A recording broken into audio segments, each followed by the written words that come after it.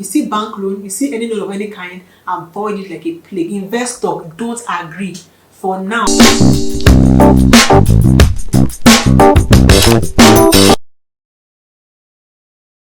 Hey guys, welcome back to my channel. If you're new to my channel, welcome. My name is Amaka, and on this channel I talk skincare, business, and sometimes just random things. Today I'm talking about business, and I'm answering a question by one of my followers on Instagram. Her name is Sarah_Bams, and she asked, what can I do when one can't get a source of capital?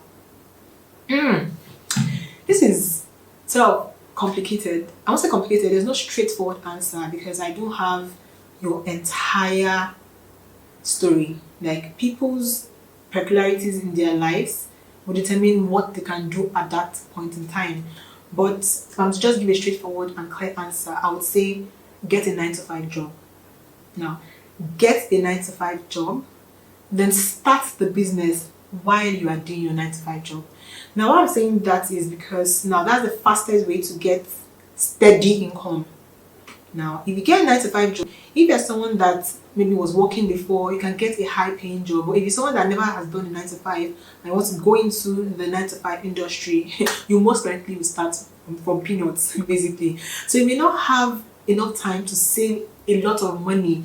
And from experience, I realized that it's easier to spend than save. Even if you are saving, something will come and you spend the money. So our advice is start the business while you're doing your 9-to-5. That way you can be putting the money small without maybe having to save a large chunk, which may be very difficult because of the salary that you'll be getting. For example, me, I did a 9-to-5 for 6 years, and I started my business while I was doing my 9-to-5. My salary was very small. At that point, I think it was 100k or something.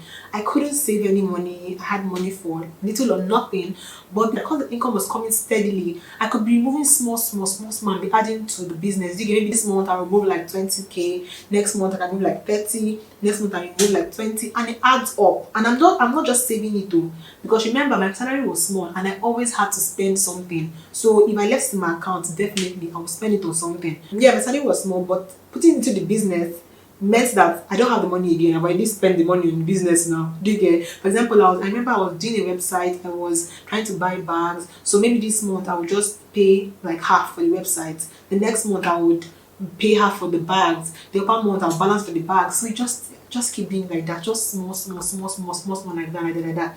Then also you could ask family. I know a lot of people don't like to go down that route because they don't want to hear, I gave you money for your business. So I've spoken to a lot of entrepreneurs that are like, nope, I'm not asking my mom, I'm not asking my dad, I'm not asking this, I'm not asking that. So if you're like, okay, just humble yourself and go and get a 9-to-5. Now, if you can't do that for whatever reason, and it's difficult, honestly speaking, because I like giving practical advice. It's difficult, especially if you haven't done a 9-to-5 before. Where do you even start? Last time you left school was maybe like 10 years ago. Where do you start? Do you get? I understand. The next thing is learning a skill, because that's the only way you can make money without having to put, because right now you don't have money.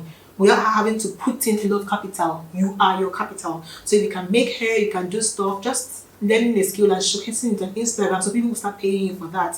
My only problem with that is that takes a longer route, because no matter what it is you are doing, learning a skill, buying product, doing anything, it takes the visibility to make money. It takes time, it takes patience. There's nothing that is fast. So essentially what you're doing is you're going to learn a skill, or you have a skill already, then you're going to build that thing up into a viable business, because at the end of the day it's a business. Do you get? For you to, if you want to sell, even if you want to sell anything, it takes time, it takes patience. Following the skill route means you will learn a skill, or you have a skill, then you now build that skill, build visibility and reputation up until the point where you can save money. It's long. It's really long, but if you have the patience, which you should, considering that you don't have money, then go through that route. The one that I know that is amazing is if you can combine both. Have a 9-to-5, then have a skill for extra income to supplement your 9-to-5. Fantastic. Because even if, I know it's hard, but even where I used to work, I had like moms that did 9-to-5, had a skill, and were combining it. Like, it was tough, but they were doing it. If you can combine it, that's the quickest way to make money, because you're making money from your 9-to-5 and also from your skill. The things that you should avoid in your life: you see bank loan, you see any loan of any kind, avoid it like a plague. Investor, don't agree for now, because you don't want to start a business and have third-party voices inside your business, and you don't want to start a business and have basic on your back, because a lot of times businesses don't turn out the way we project at the first instance. It doesn't always happen like that. Some people will start business and they'll skyrocket. Those are the exceptions. Like, generally, it takes time and it takes patience. Another thing again is, what exactly is capital to you? Now, I see people that, have skills, like have a business plan, and they say they don't have capital. But when you check, you see that they have access to like 100k, 200k, 300k. It's just that where they see their business, they don't have capital for that. Sister, it's called growth. Calm down. Nobody's saying you should dream small. Have the business in mind, have the big picture in mind, but start small. Break that big picture into parts and focus on how you can start it, how you can actualize it. Let me give you an example. Like, I started out as a makeup store, and although now it's more of a skincare store, but the goal is still there. It was supposed to be me building an international brand, a platform where brands globally would want to stock their products in. Like, once it's stocked in Tikafo, then solid, your product is correct. Do you get? And your product will reach the African market. That is the dream. Now, that dream, that store, that platform, I could never have achieved it with the money I was earning when I started it. So what did I do? What I did was, I just started it very small. I started with only Iman products, because makeup is very capital intensive. But most things that have to do with retail is very capital intensive, especially buying authentic ones. Also, you want to buy a foundation, for example, I had to buy all the shades, different quantities of these various shades, so it was very capital intensive. I knew that I didn't have money for all these things, so I just focused on one brand, just one. I did only Iman Cosmetics. And it took me time to raise the money. I think I started with like, I can't remember, maybe like 250. I launched 1 year after I conceived the idea. That 1 year I was paying for websites, small bags, small money for products, everything, because I wanted the money to be exclusively from my pocket.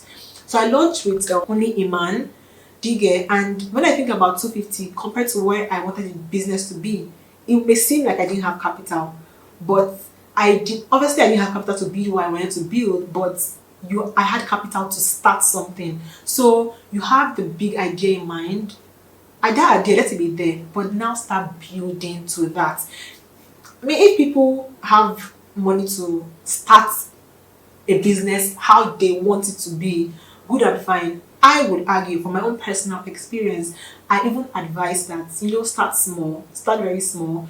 It will teach you a lot of things. It will solidify your foundation towards being able to sustain the business on the scale you want it to go.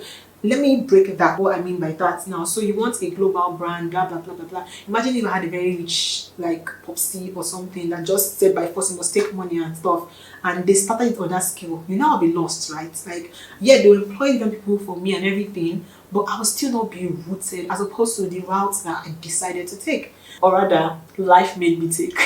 Do you get? Which is starting small. Because as you start small, you start by doing everything yourself, you start expanding, you're acquiring people's skills, acquiring different skills, that when you reach where you want to be, when they put you and somebody that just jumped into the money and jumped into everything, there's difference. You have a lot more substance, a lot more experience. You know how to deal with issues, because a lot of times as you progress, you've been dealing with different issues. So when you see them happen again, you understand, oh, I've dealt with this and this is how I did it. You get? It's also easy for you to manage people, because most things that they're experiencing, you experienced it yourself because you did those things.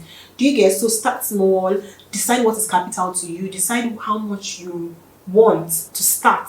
Because you'll be surprised that if you actually calm down and think about what you need to start something small, you may find out that you actually have that capital within your reach. But because maybe because I said I don't know your peculiarities, but it could be that you also like want it big. Because I've heard that I want it big. I don't have money to do something in the scale that I want it to be in.